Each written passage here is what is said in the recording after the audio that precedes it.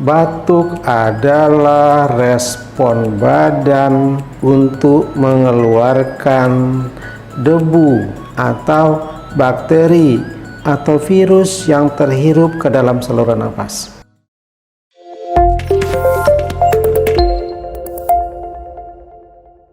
Kiranya anak batuk, kalau sekali-sekali batuknya kita anggap sebagai suatu batuk yang normal, yang fisiologis untuk mengeluarkan debu.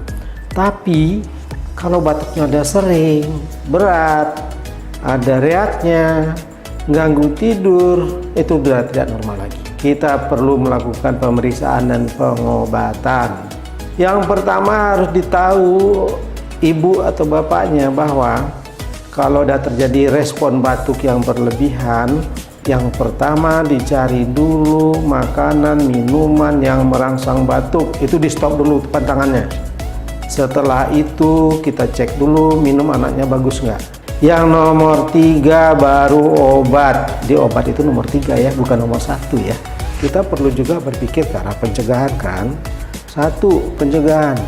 Hindari kontak anak yang sehat dengan orang lain yang lagi batuk. Nomor 2, kalau bisa anaknya mulai lagi diingatkan memakai masker selama di lingkungannya ada orang batuk atau sesuai dengan ketentuan tentang pandemi COVID. Yang ketiga, jaga makan, minum, dan jam tidur anak.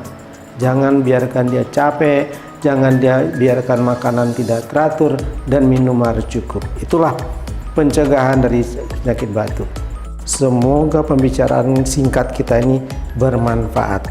Kalau masih ada pertanyaan lain, silakan datang ke Rumah Sakit Permata Cibubur.